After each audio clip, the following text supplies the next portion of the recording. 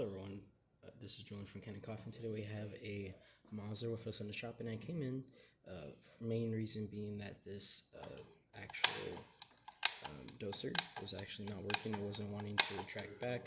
After opening it up and taking it apart, we found that the retraction spring, here it is, was snapped in half. So we did replace it, and yeah, re-lubricated it and made sure everything was just working, cleaning around it, just because it's just quite old grinder. And so yeah, and then we also deep cleaned the brew chamber, replaced the burrs on both the upper and the bottom burr carrier, and calibrated it. So we should be getting a pretty good espresso grind. There's a little bit of coffee. We don't have a hopper with this grinder, but just to kind of show off the kind of coffee that could come out of it. We're gonna grind all of that. I did put it extra fine just so for demonstration purposes, but of course you might want to retract it back a little bit when you are calibrating to your espresso machine, because this might be a little bit too fine.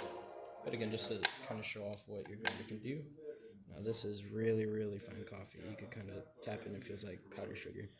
And yeah, that's about it for this repair. If you like this video or any of our other videos on our channel, leave a like, subscribe, and hit the bell. Thanks for watching.